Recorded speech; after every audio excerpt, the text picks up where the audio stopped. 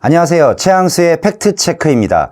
오늘 이 시간에는 정부와 서울시가 최근에 발표했던 지분 적립형 주택 이런 부분들을 좀 알아보고자 합니다. 제가 보기에는 상당히 좀 좋은 제도인 것 같고요. 앞으로 뭐 주택난을 해결하는데 이런 부분들 또 주택난을 해결하는 어떤 총량의 공급적인 측면들은 차지하고더라도 이런 아이디어 같은 것들은 상당히 좋은 그런 아이디어다라고 생각을 하고요. 이런 지분 적립형 주택에 대해서 알아보는 시간을 가져보도록 하겠습니다. 시청자분들도 이런 내용들을 잘 보시다 보면 이런 것들도 나쁘지 않겠다, 괜찮은 아이디어다 이렇게 생각할 수도 있거든요. 또 그 중에서도 뭐 장점이 있으면 또 단점도 있고 또 그것이 뭐 단점일지 장점일지에 대해서는 시청하시는 분들께서 어느 정도는 좀 생각을 해보시고 또 판단하시면 되시겠습니다. 지금부터 시작하도록 하겠습니다. 먼저 지분 적립형 주택에 대해서 좀 알아볼 텐데요. 먼저 정식 명칭은 이렇습니다. 지분 적립형 주택이다 라고 이야기를 하고 있습니다. 그래서 이 지분 적립형 주택은 내용을 이제 알아본다면 먼저 개념부터 한번 알아볼 텐데요. 먼저 개념은 이렇습니다. 서울시가 주택을 공급 매입할 때 이런 부분에 대해서 매입하는 당시에 최초의 40%의 지분만 가지고 있으면 주택을 살 수 있다. 그러면 전체 주택 매입가를 다 주지 않아도 되느냐? 예, 그렇습니다. 그래서 그런 40%의 지분만 가지고 이 나머지 그럼 60%가 남아 있을 거 아니에요. 그 60%에 대해서는 20년 동안 아마도 또는 아니면 30년 동안 100% 지분을 살면서 갚는 이런 형식이죠. 일종의 사들이는 형식이죠. 약간 느낌이 일정 부분 약간의 한 40% 정도의 목돈을 넣고 나머지 60%에 대해서는 적립식 펀드처럼 뭔가 내가 사는 듯한 그런 느낌들도 없잖아 있기는 합니다. 그리고 또 이런 지분 적립형 주택에 대한 의의를 본다면 시세 대비 저렴한 분양가로 인해서, 왜냐면은 예를 들어서 뭐 9억 원짜리 집을 산다라고 했을 때 뭐 9억 원에서 뭐 분양을 받는다. 그것도 새 집이잖아요. 헌집이 아니라. 그러면 9억에 한 40%인 9, 4, 36, 3억 6천 정도만 내가 뭐 지출을 하고요. 그리고 나머지 60%에 대해서는 이거는 또 약간 분양하고도 약간 다른 것이, 일반적인 이제 아파트 청약 분양 같은 경우에는 기본적으로 전체 매입 금액에 따라서 그것을 한 3년간, 한 2년 반간 그러니까 분기별로 이렇게 중도금 형태로 나눠서 내잖아요. 근데 이것도 상당히 이제 큰 부담인데 조금씩 낸다라고 한다면 우리가 일반적인 모기지 주택을 모기지 대출을 썼을 때 원금에다가 거기에다가 이자까지 해서 뒤로 갈수록 이제 원금의 상한 비율은 늘어나고 원금이 줄어드니까 당연히 이제 거기에 따른 이자는 뭐 내는 금액을 일정하게 되고 뭐 이런 식으로 하게 되는 거죠. 그래서 이런 저렴한 분양가 대비로 해서 로또 분양을 막겠다. 어떻게 본다면 로또 분양을 막을 수 있느냐? 그렇게 되면은 얼마 돈 안 가지고서도 집을 살 수 있는 건데 로또 분양 같은 그런 효과가 있지 않을까 이런 생각을 하는데, 역시 이것도 되게 정교하게 나름대로의 제도를 잘 만들어놨다라고 보시면 될 것 같습니다. 그래서 자금이 부족한 서민들에게 내 집 마련의 기회를 막는다. 로또 분양을 어떻게 막는지는 바로 잠시 뒤에 설명드리도록 하겠습니다. 그래서 사업 주체는 누구냐면 서울주택도시공사, 즉 SH공사가 되겠고요. 그 다음에 한국토지주택공사니까 LH공사가 이것을 주도하겠다라고 하고 있습니다. 그래서 또 그 다음 내용들을 한번 보시면 해당 지역은 어디냐? 지역도 상당히 이제 궁금하시잖아요. 그러면 기존에 있던 유유부지, 요즘에 많이 정부에서 유유부지 같은 것들을 개발하겠다, 발굴하겠다 이렇게 얘기하는데, 그런 지역들을 이렇게 하는 거냐? 그것은 아니고요. 주로 뭐 그런 지역들도 이제 확대할 수는 있겠지만 주된 타겟은 어디냐면 공공이 이제 참여하는 정비사업, 그러니까 공공이 시행사로 참여하는 정비사업. 보통 정비사업 그러면 뭐냐면 재개발하고요.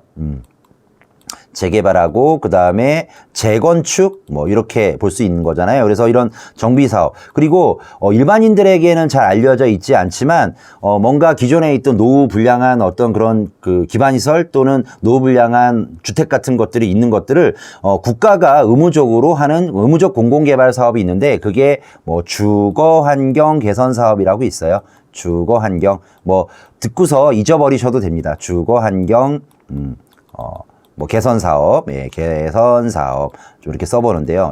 글씨가 확실히 느립니다. 개선 사업 이런 것들이 있습니다. 그래서 정비 사업의 종류는 재개발하고 그다음에 재건축하고 이렇게 약간 길게 썼던 주거환경 개선 사업이 있거든요. 주거환경 개선 사업 같은 경우에는 예전에 난곡지구 개발이라든가 이런 것들을 주로 주거환경 개선 사업으로 했고요. 일반적인 재개발 같은 경우는 뭐 도로가 좁고 좀 건물이 좀 낡은 그다음에 꼬불꼬불한 그런 길이 있는 그런 주거환경도 개선하고 주택도 개선하고 이런 것들이 이제 재개발이었고, 재건축 같은 경우는 도로라든가 이런 것들은 반듯반듯한데 건물이 낡아서 새로 다 밀어버리고 거기다 새 집을 아파트를 짓는 이런 사업이잖아요. 그래서 이런 어떤 사업 중에서 주거환경개선 사업 위주로 아마 할 것이다.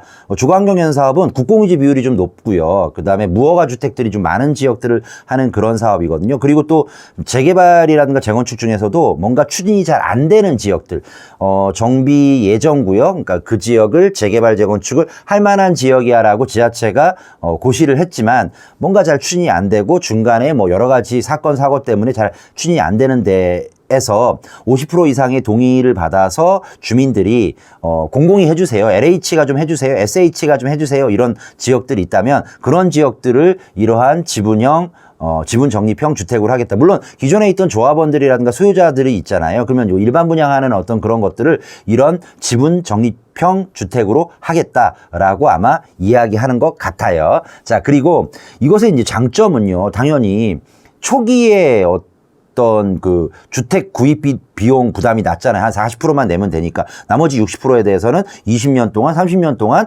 나눠서 갚으면 되니까, 또 월별로 갚는다 하더라도 그 부분에 대해서는 아주 그 긴 기간으로 나누면 부담이 안 될 수도 있잖아요. 그리고 만약에 예를 들어서 분양가가 9억이다 그러면 아까 말씀드린 것처럼 그다음에 3억 6천만 지불하고 되고요. 분양자는요, 나머지 60%에 대해서 시차를 두고 주택의 지분을 매입을 아마 적립식 펀드처럼 매입을 하고, 초기에 내 집 마련 자금이 부족한 뭐 예를 들어 신혼부부라든지 또는 청년층, 뭐 신혼부부 청년층이 아니더라도 이런 주택, 나는 주택을 여러 채 갖고 있지 않겠다, 나는 주택은 보금자리로서의 역할이 되는 거 아니냐, 투기 목적이 아니라 내가 오랫동안 20년 30년 동안 살 집을 사는 거다, 그리고 대신 내가 처음 들어갈 때는 좀 새 집이었으면 좋겠다 이렇게 생각하는 경우도 있잖아요. 그래서 이런 것들이 지분 적립형 주택의 커다란 장점이 될 수 있을 것 같습니다. 그리고 이러한 어떤 지분 적립형 주택의 기간은 역시 뭐 20년 또는 30년 정도가 검토가 되어 있는데, 이게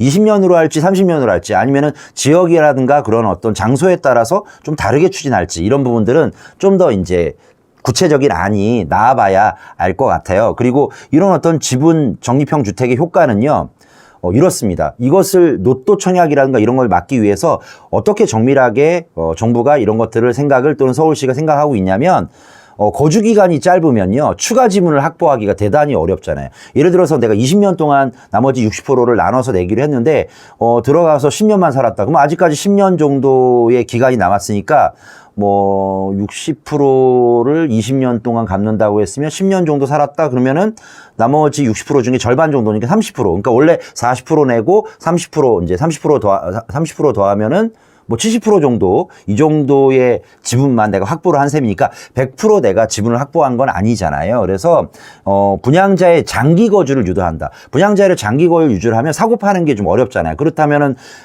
집값이라는 게 사고 파는 거에 따라서 가격이 오르고 널뛰기를 하니까 이런 것들을 좀 막아줌에 따라서 거래 가격을 좀 안정화시키겠다. 이런 것들이 지분 적립형 주택의 커다란 또 장점이고 투기를 막는 그러한 방법일 수 있겠다라고 볼 수 있겠습니다. 그리고 또 이런 부분에 대해서 중도 매도할 때는 어떻게 하느냐, 이런 것들도 굉장히 좀 궁금해 하시잖아요. 그래서 중도 매도를 할 때는요, 이렇게 하도록 되어 있네요.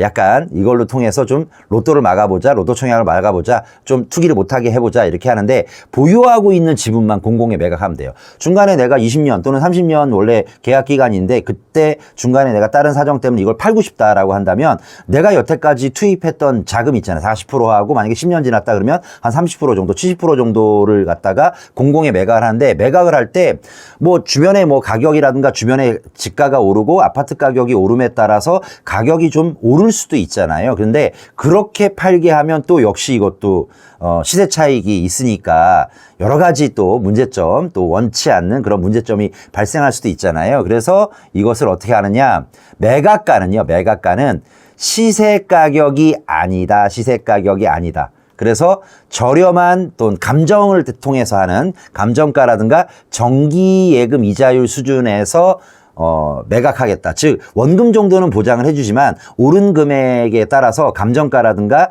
뭐 정기적금 이자율 정도 상승한 부분까지만 파는 금액으로 하겠다라고 한다면 뭐 2배 뛰었다, 3배 뛰었다, 중간에 주변에 있는 아파트 가격이 많이 뛰었다 하더라도 실제로 내가 비싸게 팔 수 없다는 뜻이거든요. 그러면 아무래도 시세 차익에 대한 기대감이 좀 무산이 됨에 따라서 무작위 청약, 그러니까 뭐 일단은 대구 보자 이런 어떤 투기 수요를 좀 잠재우겠다 해서 청약가율을 좀 해소하겠다라고 이야기하는 것 같아요.